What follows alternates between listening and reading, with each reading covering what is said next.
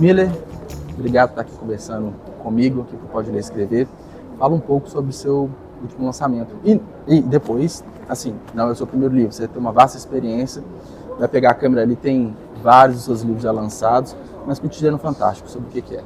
Então, estou chegando no 10º livro, Cotidiano Fantástico, já é o 10º, e dessa vez eu decidi fugir do suspense, do terror, do policial, e tal, né? Exatamente, dessa vez eu arrisquei aí. São crônicas de comédia, são crônicas de humor, assim, e é legal porque são situações muito cotidianas, né? Sim. Coisas que as pessoas às vezes até já vivenciaram. Muitas das crônicas são vivenciadas de fato, e claro que eu aumento ali o máximo que eu posso, né?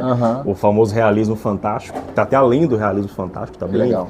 Tá bem divertido mesmo. E é isso, assim, um livro curtinho ali que a pessoa vai ler uma crônica ali antes de dormir, vai se divertir, vai dar uma risada. Eu tava até prestando atenção aqui, você tirando as fotos e tudo, você chegou até a falar que inicialmente não foi pensado em ser um livro. Não.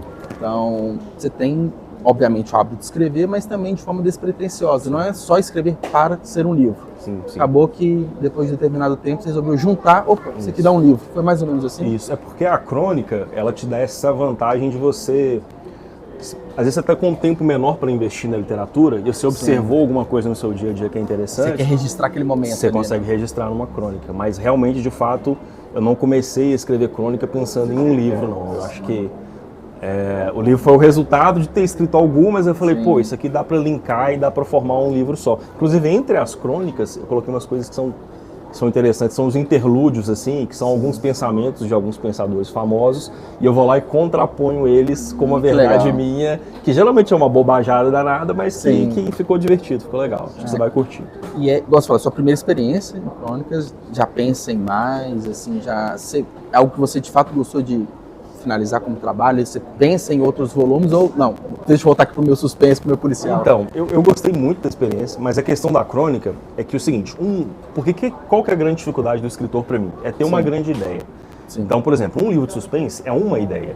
Um livro de crônica, você tem 10 crônicas, você tem 10 ideias. Sim, exatamente. E eu não sou o cara que tem tantas ideias. Graças a Deus eu tenho algumas poucas ideias boas, exatamente. Mas para a crônica, acho que a minha dificuldade é essa, assim. Me tornar um observador melhor, porque crônica é observação do dia a dia, do mundo. Legal. E transformar isso em ideias assim e conseguir desenvolvê-las, né? Que eu acho difícil. Eu vejo esses livros de crônicas dos grandes cronistas e os caras têm 200 crônicas no livro, cara. E eu acho absurdo, isso assim, excepcional. E tem vários livros, né? Isso, exatamente. Então eu acho isso muito impressionante. Mas não sei se é pra mim, não. Acho que foi uma experiência que eu quero repetir. Um desafio, né? Você se desafiando como escritor foi uma baita de uma experiência, né? Sim. É um dos... Na verdade, já viajei por alguns gêneros, né? Eu tenho ficção científica, romance policial... Fantasia, exatamente. Ficção fantástica, thriller psicológico, terror mesmo. Sim. Né? E agora chegando na crônica, chegando no humor. Agora no estúdio, dando continuidade na nossa conversa aqui com o Miller, que começou, você que está assistindo o vídeo editado, começou alguns segundos atrás, lá na leitura Pátio Savassi, do lançamento do último livro do Miller. Bom, novamente, boa noite, como que você tá, cara? Tudo bem? E Luiz está me acompanhando aqui agora também. Como que você tá também, Luiz? Tudo certo por aí, gente? Eu tô ótimo. Fala, Juliano, tudo ótimo, cara. Prazer a gente bater esse papo aí novamente. Passou o evento, né, toda aquela euforia, aquela correria. Eu até comentei com você, a mão fica cansada de tanto dar autógrafo, e a gente fica extenuado, né, aquela ansiedade antes do evento. E, enfim, deu tudo certo. Como que foi? Faça um resumo aí pra gente como que foi o evento. Deu tudo certo, o evento foi movimentadíssimo. Tive a oportunidade de rever assim, vários amigos que eu não via há um bom tempo, pessoas que eu não imaginava que estariam presentes. Isso foi muito legal, foi emocionante. E é isso, assim, né? Muito bom você receber no seu lançamento pessoas que estão além do seu ciclo de amizade e de familiares. São pessoas que estão ali porque acompanham o seu trabalho de fato, que são seus leitores. Então, isso é o mais legal, assim, de você constatar num lançamento, né? E é um bom pontapé para o lançamento do livro, né? Acho que é a melhor forma de começar, né? Ter esse carinho, né, todo dos leitores, né? Exatamente. E aproveitando que o Luiz está aqui, o projeto gráfico foi seu, Luiz? Esse livro? O Miller tinha um esboço, um rascunho, aí eu fiz todo o ajuste do material. A composição, né? A composição, a estruturação da montagem, tanto Foi o arte finalista, né, Luiz? Basicamente eu fiz a arte finalização do material. E o histórico de parceria é longo, né? A gente vai focar hoje, né, Miller, nos seus livros, né? Então, o Luiz tá aí, já fez várias capas, né? Vários projetos gráficos, né? Tá cansado de trabalhar junto já, né? Exato. Cansado é a palavra certa. Não, são, se não me engano, 10 livros. Desses 10, 8 capas são do Luiz, ou 9, se não me engano. Então, 8 capas são do Luiz. São 8 capas. Então quer dizer que trabalha direitinho, né? Trabalha bem, trabalha né? Pô, trabalha direitinho. Tanto tempo assim, tanta capa, né? Então... Como ele cobra pouco, eu tô com ele até hoje. Exatamente. Sacanagem. Mas... 10 livros, né? Com esse último lançamento, né? Você não começou a escrever ontem, tem muito tempo, né? Quando que começou, assim, a sua jornada como escritor? Há quanto tempo? Com qual livro? E o porquê? Por que você decidiu começar a escrever? Cara, o porquê é graças a um escritor brasileiro chamado André Bianco, não sei se vocês conhecem. Conheço, inclusive vai lançar um livro agora, né? Tô acompanhando nas redes sociais, eu tô doido para comprar o livro dele. Pois é. Ler os livros do André Bianco me mostrou que era possível fazer, porque ele é um cara brasileiro que tem um texto popular, né? Não é um texto assim, como é que eu vou te falar? Muito rebuscado, de difícil leitura, exatamente, né? Exatamente. Então, lendo os livros dele, isso aí cerca de uns, 10 anos atrás, eu lia e falava, pô, eu acho que eu dou conta de fazer isso aqui. E aí eu fui escrever e vi que não dava. Tudo que eu escrevi naquela época é uma merda muito grande. Mas eu acho que o legal da literatura é isso, que de todas, acho que eu já comentei isso com algumas pessoas, já devo ter falado em algum lugar, mas eu acho que de todas as artes, ela é a que mais te permite ter segundas chances, terceiras, quartas, quintas, sextas. É um negócio que você pode evoluir muito praticando e lendo, né? Eu acho, por exemplo, quem toca violão, o cara pode aprender num nível legal, mas ele nunca vai ser um cara assim extra classe se ele não nasceu para aquilo. O desenho é a mesma coisa, o cara pode ter a técnica e tal, mas ele nunca vai ser um grande mestre. Agora a literatura não, a literatura, se você investir o tempo, se você ler o suficiente, se você estudar o suficiente, você tem chance de melhorar muito mais do que em outras áreas artísticas. E você tem visto, e essa autoavaliação, né, dessa sua maturidade de escrita, é muito claro, assim, desde o seu primeiro livro publicado, porque a partir do momento que você publica, naquele momento você acredita que é uma boa obra, né, a chegar a um ponto de investir na publicação. E para hoje, seus últimos livros, você consegue perceber essa maturidade, essa evolução sua como escritor? Sim, cara, é muito perceptível em vários sentidos, assim, desde a construção do texto em si, até na construção dos personagens e tal, é muito, mas muito visível. Tanto é que o meu primeiro livro, O Rede Neural, que saiu pela editora Letramento, esse é um livro que eu pretendo reescrever e republicar, porque é um livro que tem uma baita de uma ideia de ficção científica ali muito legal, porém, o Miller que escreveu ele naquela época é completamente do Miller que produz hoje. Sim. Então, ele é um livro que merece ser reescrito com as técnicas novas que você aprende e tal. E nesse meio tempo, cara, você fazer leitura de bons livros faz toda a diferença. Vou te dar um exemplo, não sei se vocês conhecem, um autor chamado Patrick Rothfuss. Ele é o autor de O Nome do Vento. Cara, é impressionante o tanto que esse cara escreve bem, o tanto que ele consegue colocar poesia no texto dele. E se você pega os meus livros anteriores à leitura desse cara e os posteriores, você vai ver que existe ali, sim, um texto mais bem desenvolvido.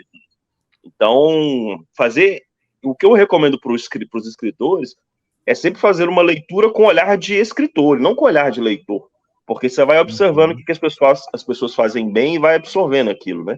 Sim. Eu vou até puxar um gancho de uma polêmica que eu vi no Twitter, né? Eu vejo as fofocas literárias tudo lá, né? E uma influenciadora aí no TikTok, não sei qual que é o nome dela, nem me dei ao trabalho, ela ensinando, né, uma técnica, entre aspas, de como ler um livro em um dia usando o ChatGPT, né? Dureza, então, né? Ela usando a ferramenta, assim, perguntando se o chat, você já leu esse livro? Ele fala que sim, sei lá, ela dá até o exemplo de Capitães de Areia, né? Você já leu esse livro? Sim. Então me fala sobre o que acontece no livro, me fala isso, me fala aquilo. Aí ela meio que monta um resumo, ela lê esse resumo e se coloca como leu esse livro, né? E aí a minha crítica foi no seguinte sentido, que a leitura do livro não é uma corrida, né? Você não compete quem ler mais, né? Geralmente, você tem que aproveitar a história.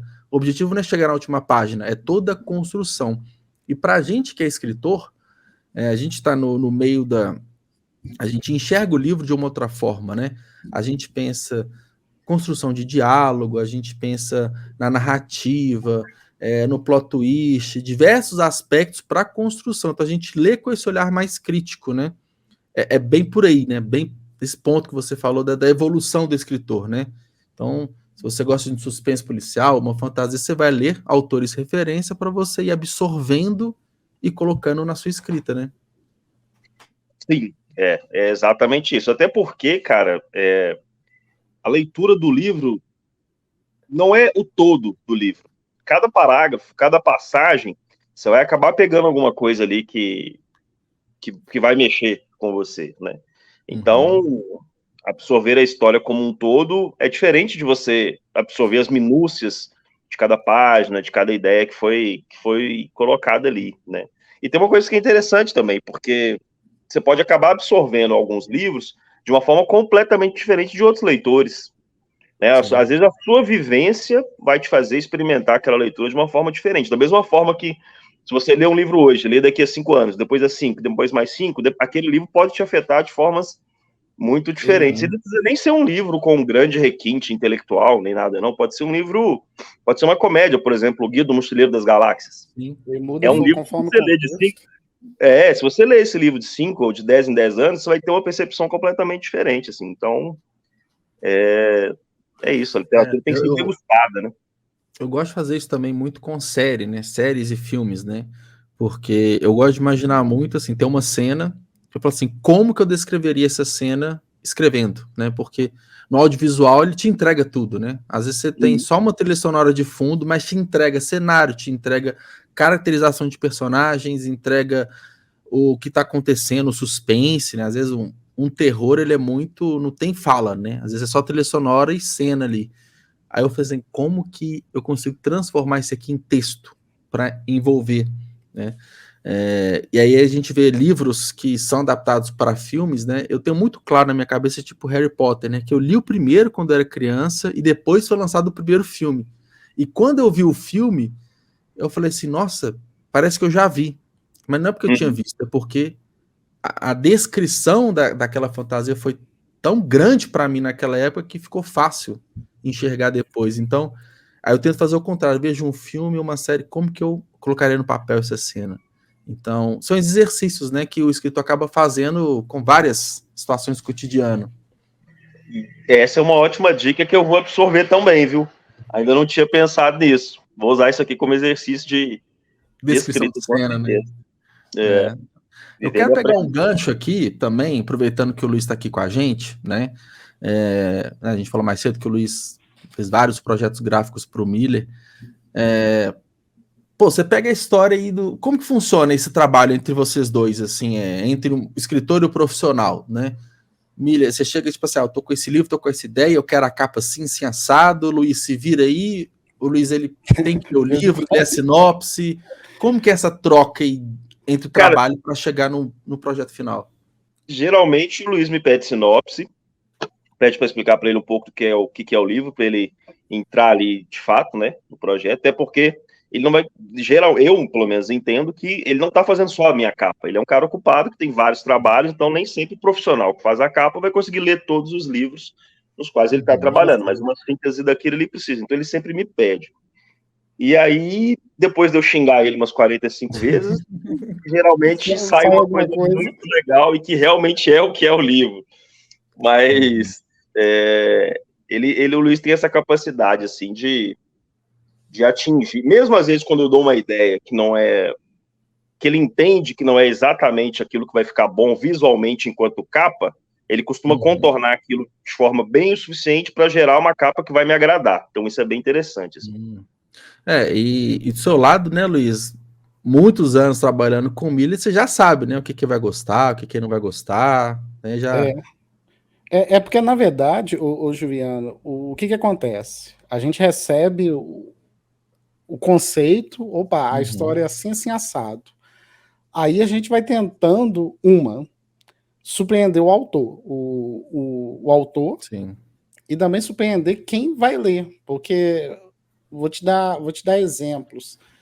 Às vezes tem autor que chega para mim e fala: Luiz, você já viu a capa de tal? Eu quero uma igual. Uhum. Cara, fazer o que já existe, eu acho que pega muito mal.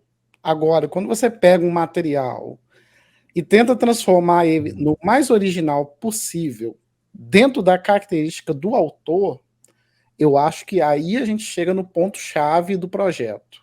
Porque a capa é o cartão de visita ali do livro, né? Exato, porque o autor, ele tem que gostar de falar daquele livro. Ele tem que gostar de falar, opa, tá vendo esse elemento Tem que ter aqui? orgulho, né, de pegar e mostrar, né? Porque começa pela capa, né? Exatamente. Eu acho assim, quando a gente tá, sei lá, visitando um site, um e-commerce, assim, você só tem a primeira capa, né? Só Sim. aquela primeira ali. E às vezes num tamanho reduzido.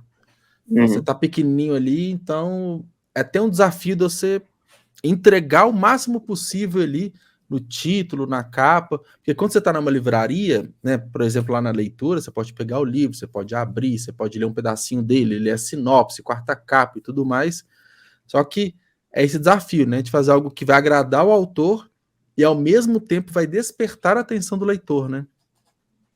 Exato. Só aproveitando para complementar, a ideia de casar a ideia base com o projeto, ela tem que, assim, o autor tem que entender qual que é a característica do projeto. Vou dar um exemplo. O projeto do detetive, quando a gente montou ele, Essa é uma das capas que eu mais gosto, viu? Por sinal. A gente trabalhou alguns conceitos. Por exemplo, o primeiro dessa coleção, ele tem uma característica mais quadrada. Esse aqui já vai para uma linha mais triangular. Então, assim... São livros de sequência? É uma série? É uma série. Que é até um ponto, né, que a identidade fica da série. Você não pode mudar 100% para o segundo livro, senão os leitores nem vão identificar que faz parte de uma série, né? Batendo o olho. Né? Exatamente. Aí, assim, o que eu fui fazer? Eu fui criando uma identidade para cada livro, mas seguindo alguns conceitos. Aí cada livro tinha um conceito e uma aplicação dentro daquele universo. Legal. E isso facilita até para o Miller quando ele pega o material e vai vender o produto. Porque, opa, sim. É do detetive tal em momento tal. E isso que é a graça do projeto. Sim. E tem alguma inspiração assim, Miller? Você falou do Bianco, né? Do André Bianco, numa questão de história narrativa e de projeto gráfico, assim. Porque acaba que você é um autor lançou um livro agora que ele vai para crônica, para comédia, né? Cotidianos Fantásticos, só que você também tem livro de fantasia, livro de suspense policial, que são projetos completamente diferentes, não só da escrita, e a gente vai falar um pouquinho de processo de escrita, mas aproveitando o gancho aqui de projeto gráfico, também são capas de estilos completamente diferentes, né? Tem algo, o que te inspira, assim, quando pega de um gênero, do outro? Tem algum autor, ou então alguma editora, ou então algum capista que tem um traço, assim? Quem que te inspira quando você joga assim policial? Eu quero, tipo parecido com o fulano de tal. Tem alguma coisa assim? Então, a nível de capa, exceto o de fantasia eu queria muito que ele tivesse aquele jeitão do livro clássico de ficção fantástica ali, de Senhor dos Anéis, de Game of Thrones. Fui atrás de um ilustrador específico que trabalha com essa área e tal, o Ricardo Mango. Então, mas fora esse, todos os demais livros aí, sem demagogia, eu fui assim, 100% acreditando no bom gosto e na capacidade do Luiz. E ele me entregou capas muito originais, capas que são diferentes de tudo que a gente vê geralmente. A capa do Inverno dos Escritores Mortos, que foi a primeira que ele fez, né? É bem diferente assim, dos livros de suspense policial tradicionais. A capa do Broken Sea é linda, acho que é uma das mais bonitas que ele já fez. Ele jogou nela uma coloração rosa ali, maravilhoso. Casou bem essas cores, né? Essa é uma capa que eu nem sonhava. Eu só dei ele a sinopse, tipo assim, quando eu vi ela a primeira vez, eu falei, caraca, que é isso? Assim, foi muito impactante, muito impactante. Essa capa É uma sensação gostosa, né? Isso, exatamente. Receber um texto revisado não tem esse impacto, né? Mas uma capa feia... Não, texto revisado, você fala assim, puta merda, tem que conferir revisão agora, vou dar trabalho. Mas uma capa bonitona assim, enche os olhos, né? É muito impactante. Então, assim, mas de procurar um estilo pré-determinado, que tenha partido mais de mim do que do Luiz, nesse caso, foi mais o de fantasia mesmo. Teve algumas coisas que eu não quis abrir mão. Por exemplo, na fantasia tem muito aquela o nome do autor ser maior do que o título do livro, umas coisas assim. Não, tanto é que no dia do lançamento do livro, que os seus exemplares estavam expostos ali, a gente bate o olho e fala assim, eu nunca vi esse livro na vida, mas eu sei que é uma fantasia. É uma fantasia uma ficção fantástica. Então, exatamente. É uma das intenções, bater o olho, já sabe qual que é o gênero, porque, né, você que é um livreiro, trabalha no meio, você sabe que a pessoa, o visual ali é um impacto muito grande, né? Então você tem uma capa, se a pessoa pega esse livro e ela descobre que é uma, sei lá, uma ficção científica de alienígena, sei lá, uma coisa completamente diferente, pô, quebra uma expectativa, né? Exatamente. E a literatura sofre com uma dificuldade em relação a outros mercados. Por exemplo, vamos supor que você vai comprar um instrumento musical, você vai ter, sei lá, 5 marcas na loja. Sim. Se você vai numa livraria, você quer um livro de policial, você tem 50 autores. Você tem uma quantidade absurda de romance, você tem uma quantidade absurda de suspense, você tem uma quantidade absurda de fantasia, não são tantos, mas são ainda assim uma quantidade muito grande. Então, nesse momento, é aquilo que você falou, a capa ela é importantíssima, né? Imagino.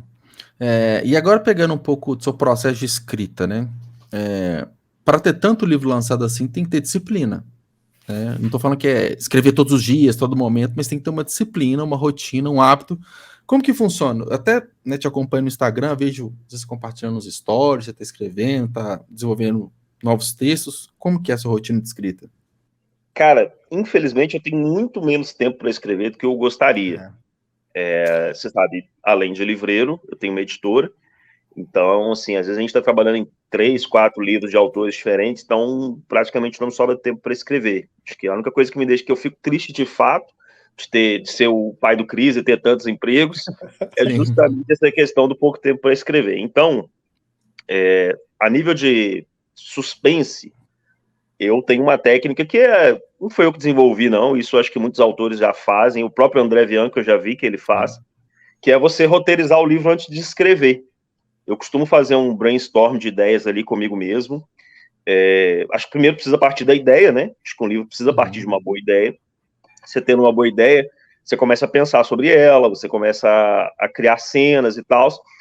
E aí, em determinado dia, eu sento e falo, vou roteirizar este livro.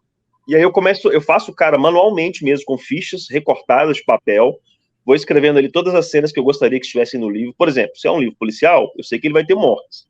Então eu já escrevo lá, morte 1, morte 2, morte 3, essa cena eu gostaria que fosse assim e tal.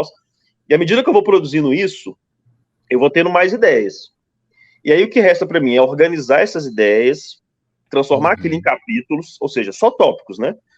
Por exemplo, capítulo 1, eu preciso que o personagem conheça tal personagem, eu preciso que não sei quem seja morto.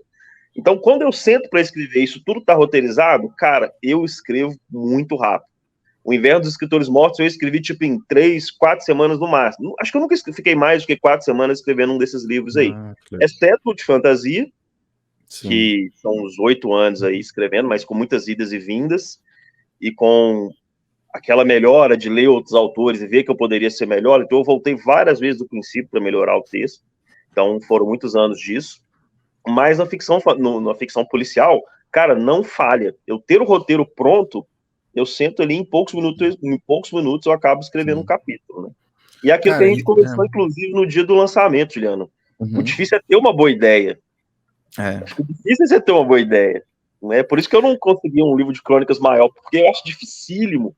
Eu acho que as pessoas que têm essa quantidade absurda de ideias, que fazem um livro de crônicas com 200 crônicas, cara, isso é impressionante. Assim. Tem que ter muita história para contar, né? Mas esse ponto você falou da estruturação do livro, eu vejo como essencial, assim, não... Acho que tem 2 pontos, né? Porque com o livro todo estruturado, a gente já tem ideia na cabeça, mas a ideia não passa de 2 capítulos, né? A gente tem o começo do livro ali, mas a partir do momento que você estrutura, a velocidade de escrita é maior, porque, né, você já sabe tudo que vai acontecer, é uma questão mais de tempo, e a jornada de escrever um livro é muito longa, né? Se você não tiver esse norte, essa estrutura, você vai postergar, você vai largar de lado, você vai desanimar, perde o fio da meada, né? E você escreve suspense policial, que geralmente são livros com várias reviravoltas, né, com uma quantidade, principalmente romance, né, uma quantidade razoável de personagens. Então, se não estruturar, pode ter muito furo na história, né, na narrativa, na cronologia. Exatamente. Exatamente. Por isso que eu acho que isso é, sobretudo, muito mais importante no suspense. Aquilo que você falou, você não pode deixar um fio solto, ou um evento que começou e não terminou, alguma pista que foi dada e não teve nenhuma efetividade ali relativa a ela. Então, eu geralmente só começo a escrever depois que eu sei tudo que vai acontecer em todos os capítulos. Claro que enquanto você está escrevendo, você pode ter alguma outra ideia, alguma outra coisa que você vai... Pode mudar e tal, né? Isso, sim. Você vai agregando ali, aí eu volto, eu costumo pegar post-it, isso até aprendi vendo um vídeo do André Bianco. Ele escreve tudo que vai acontecer no livro nos post-its. É muito mais fácil você ir no seu quadro, trocar um post-it de lugar, do que você ir lá no seu texto e trocar aquele texto de lugar. Então, assim, isso também é uma dica que eu dou e que facilita. Uma outra dica que eu me lembrei que agora, que eu aprendi há pouco tempo, é enquanto você está construindo o seu roteiro, você sempre perguntar por quê para si mesmo. Por que isso está acontecendo? Sim. Por que o cara fez isso? Por que ele vai fazer aquilo? Esse porquê, cara, quem pensa em escrever, acho que é a melhor dica que eu posso dar, assim. Você tem uma boa ideia, mas por que isso vai acontecer? Sim. E esse porquê vai te levando a outras ideias, que te leva a outras ideias, e você acaba agilizando muito o seu processo de criação. Ah, que legal. Esses porquês... Porque, assim, quando você está escrevendo um livro, você coloca um personagem, você coloca uma cena de ação, você coloca um ambiente novo, tem que ter uma justificativa para aquele elemento estar ali. Então, às vezes você coloca... Por que você pôs esse personagem? Né? Por que ele está aqui? Qual que é a importância dele? Eu acho que é mais ou menos esse sentido do tipo, para tudo que tem ali no livro fazer sentido e a história ficar amarradinha? É nessa ideia, mais ou menos? Não só por isso, mas porque te obriga a ter outras ideias. Entendeu? A partir do momento que você pergunta o porquê de algo, você tem que criar a resposta para aquele porquê. E aquela resposta pode te gerar uma nova pergunta e uma nova resposta. Então, às vezes, as pessoas empacam na criação da história, né? E se perguntar por quê pode ser uma forma de você conseguir vencer aí bloqueios criativos e tal. Sim. E aí, quando você termina um livro, né? Pô, terminei meu manuscrito, além disso, aquele alívio, né? De, pô, finalizei, que é a parte mais demorada, pelo menos para o escritor.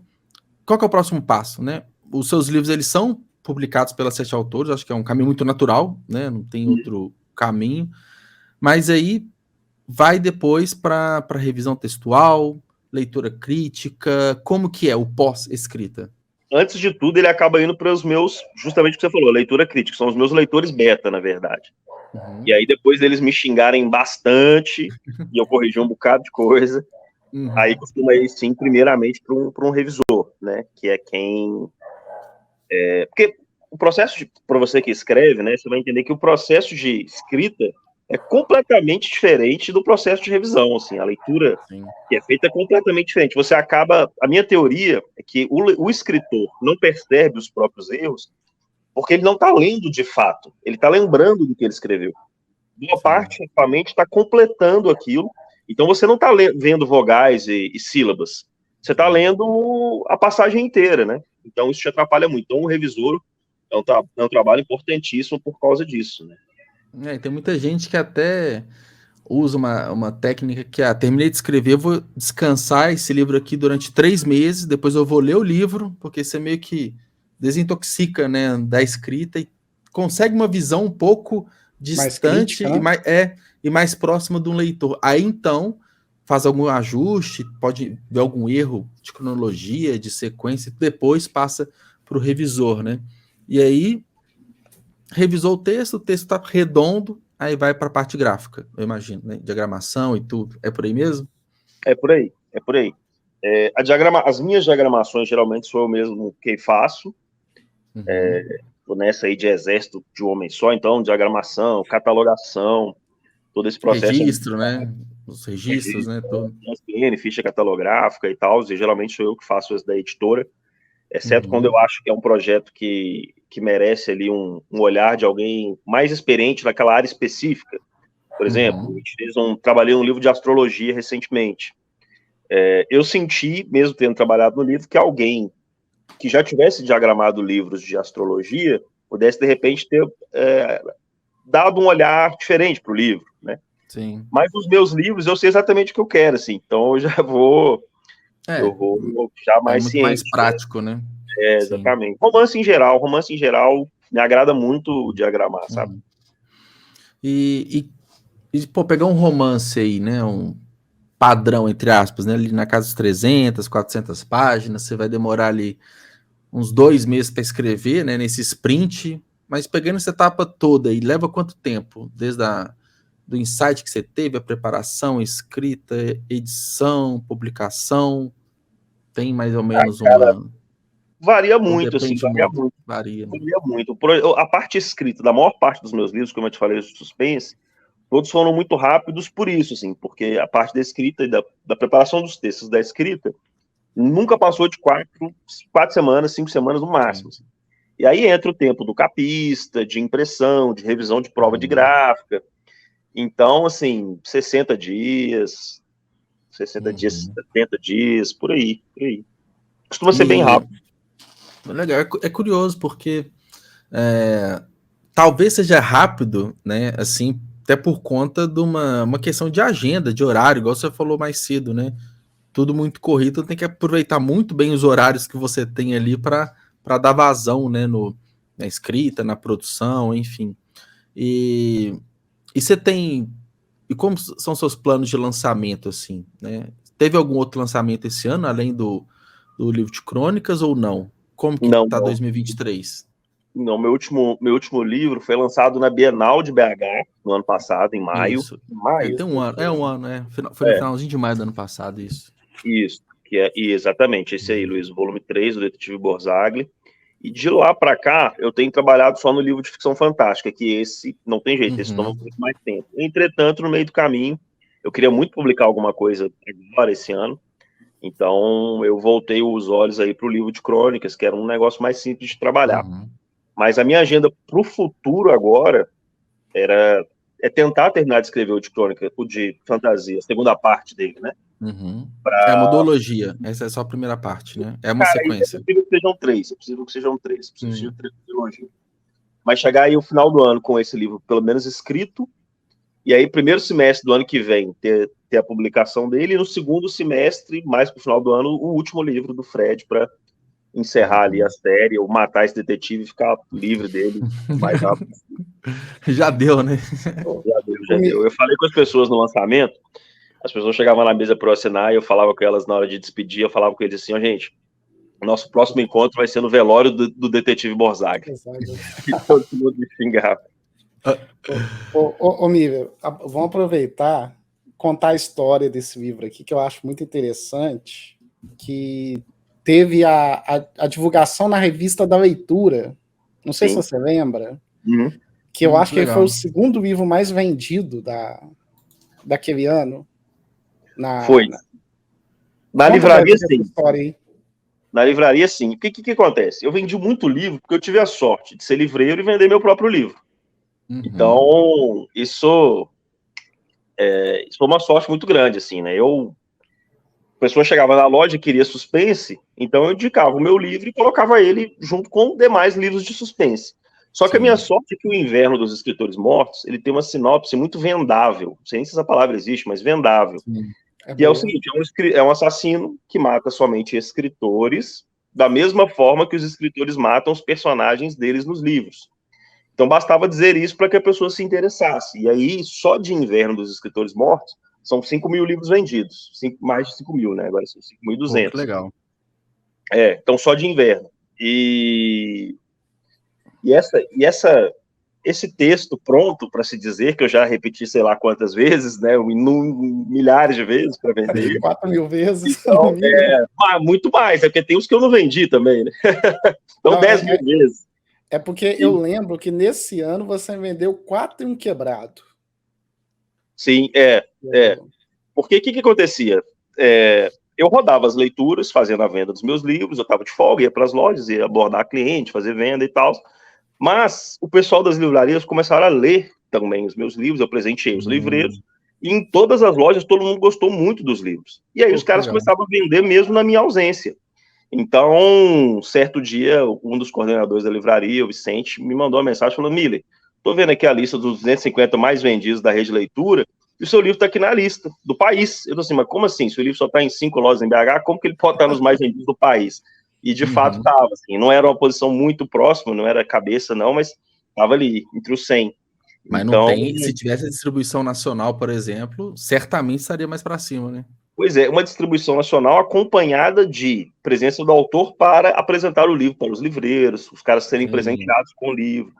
Porque o livreiro, ele indica se ele gostar. Se o cara ganhou o livro de presente, ele leu e não gostou, ele não vai indicar. Né? Porque o cliente está de cara com o livreiro ali, né? E assim, você vai saber muito melhor do perfil, mas acho que boa parte das pessoas, elas vão com frequência comprar livros na leitura, né? Acaba que, claro, tem pessoas que vai lá só uma vez, comprar de presente e tudo, mas, pô, se a pessoa te pergunta, pede uma indicação, é normal que ela vá com frequência. Então, você indica um livro ruim, ela vai te xingar depois, né? Exatamente, você falou tudo. Se o livro é ruim, o cara vai ter o pé atrás para fazer essa indicação e não vai funcionar. Então, eu tive essa sorte, assim, de ter um produto bom, um produto vendável, com uma sinopse fácil de vender. Então, assim, eu acho que, sei lá, eu acho difícil, pelo menos no ciclo de autores que eu conheço, as pessoas chegarem a ter mais de 6.000 livros vendidos, 6 e pouquinho somando todos. É difícil chegar nesse número, assim, é bem difícil. Inclusive, não tem um número certo, né? Mas tem várias métricas e tudo, o que um autor é considerado best-seller, né? Quantos mil livros vendidos tem que ter, né? Uns falam 5.000, outros falam 10.000. 10.000, eu já ouvi falar 10.000. É uma média ali de 10.000, mas é aquela coisa, né? A gente não tem hoje métrica para calcular exatamente quantos mil livros foram vendidos, né? Porque tem livrarias, sebos, o online, né? Como que às vezes a pessoa aluga o livro no Kindle Unlimited, né? É considerado uma venda, não é? Então tem várias nuances assim, mas pô, a gente tá falando, vamos colocar aí de best-seller 10.000, né? Pô, você tá próximo desse número, né? E juntando todos, de repente até passou. É um autor best-seller, é algo a ser celebrado, é uma sensação de, pô, deu certo, sabe? Você tem essa sensação, tipo, que o seu trabalho, você tem para você que ele está sendo bem feito, que ele está sendo bem reconhecido, você está satisfeito com a sua carreira nesse ponto? Tô sim, e por um motivo que é algo que eu comentei lá no comecinho. Uma coisa é quando você lança um livro, o livro é legal, o livro é bom e tal, e você atinge ali o ciclo dos seus amigos, o ciclo dos seus familiares e tal. Quando você começa a trazer para o seu lançamento presencial pessoas que só saíram de casa para adquirir o seu livro, porque gostam do seu trabalho, não porque são seus amigos, aí é foda. Aí você tem um entendimento de que você, de fato, está fazendo um bom trabalho, sabe? Eu vejo, nesse último lançamento e nos anteriores, eu fico muito feliz, assim, né, de ver pessoas que não fazem parte dessa base longeva de amigos. Não, é uma base longeva de leitores, de pessoas que eu conheci através da literatura, através da leitura dos meus livros. Isso é formidável. Cara, que bom, que massa. Fico feliz e parabéns. E, bom, convida a gente para o próximo lançamento, quando tiver. Vai, com certeza. Já está convidado, já estão convidados. Obrigado. Vou fazer questão de... Bom, Miller, obrigado pelo papo, queria agradecer. Esse é um episódio especial, né? A gente fez a cobertura, a gente fez conteúdos bem legais e desejo sucesso, né? Continue fazendo sucesso, escrevendo, e é isso. Algum recado final, Luiz? Miller também? Gente, eu só sei que, assim, fico muito feliz em participar dos projetos, então, assim... Vida longa e próspera, né? Que venham mais capas para você fazer, né, Luiz? Exatamente. Me manda esse trabalho, né? Manda pretendo mais, né? continuar sendo produtivo. Não, Cara, aqui, aproveitando, gente, falando de capa, eu preciso contar uma história. Eu conta. acho que foi o segundo livro, o terceiro que o Miller lançou, tinha meu telefone. Eu só sei que teve um período do lançamento do livro do Miller que o pessoal me mandava mensagem perguntando qual que era o final, o que vai acontecer com o detetive. Eu lembro que eu te contei essa história, eu não sei se você está lembrado Eu disso, lembro que mas você me contou. Você me contou essa história eu vários ria meses atrás. horrores disso, porque eu falava, gente do céu, eu não sou o autor, não, eu só fiz a capa. Me tira dessa, né? Ah, antes da gente ir, eu tô na outra tela aqui, abri o site da Amazon já para baixar o primeiro livro, né? O Inverno dos Escritores Mortos. A pessoa te conheceu hoje, Miller. Qual o livro que você recomenda? Assim, começa lendo esse livro aqui. Enfim, qual que é sua porta de entrada ali? Quem que você recomenda de cara para a pessoa ler? Eu recomendo justamente o Inverno dos Escritores Mortos. Se a pessoa for da turma do policial, o Inverno dos Escritores Mortos. Se gosta mais de thriller psicológico, aí pode ser o Broken Sea. E só um detalhe, um fato que é legal, é que todos os meus livros, tirando de fantasia, por enquanto, todos eles acontecem no mesmo universo. Pô, Eu até legal. brinco, né? Eu falo que é o MCU, é o universo compartilhado do Miller, né? Então, É verdade. é o UCM, né? O universo compartilhado do Miller em português. Então, assim, por exemplo, o cara tá lendo lá o Broken Sea, e aí tem um personagem que tá lendo um jornal nesse livro, e nesse jornal ele reporta um crime, e esse crime é justamente o crime do segundo livro do Fred. Então a pessoa vai entender o que acontece no mesmo universo. Parasita é a mesma coisa. O terceiro livro do Fred, o detetive está vendo uma reportagem no jornal que é justamente sobre os acontecimentos do Parasita, mesmo o Parasita sendo uma ficção científica de terror. Então, subentende-se ali que todos estão ligados, e mesmo o de ficção fantástica, que é um livro que se passa aí, como é que eu posso dizer, no período pré-Bíblia, eu vou dar um jeito de fazer um link aí que vai ficar interessante. Algum tipo de menção, algum tipo para conectar, né? Exatamente. Eu vou dar um jeitinho aí e eles vão entender que o UCM vive. E para as pessoas chegarem no seu livro, além deles estarem todas as leituras em BH, nas 5 unidades? Não, eles estão nas 5 maiores, que são Pátio, Minas, BH, Cidade do Levar. Nessas 5 você encontra, talvez não encontre todos os livros lá, mas algum vai ter. E fora isso, na Amazon, né, tem e-book da maior parte deles, e tem o livro físico, não de todos ainda também, mas vai ter. E no site da Editora 7 Autores, né, você dá um Google lá, Editora 7 Autores, que é a minha editora, você vai encontrar também, e pode me chamar no Instagram, @MillerBritoEscritor, que a gente faz a venda direta também, vai tudo autografar, tudo certinho. Pô, legal, ótimo. Eu ia até perguntar como que as pessoas te acham, mas já falou o melhor canal mesmo para comentar, para te procurar é o Instagram, né? Instagram, com certeza. Cara, legal. Então, vou colocar aqui na descrição do vídeo também o site da 7 Autores, para acessar lá, para comprar. E quem quiser, busca na Amazon também a versão digital do livro. Boa. Então, bom, Miller, obrigado pela conversa, Luiz, obrigado por acompanhar aqui também. E é isso. Sucesso, um abraço, até mais. Valeu, meu caro, obrigado pela parceria. Até a próxima, tamo junto. Tamo junto, até. Tchau, tchau.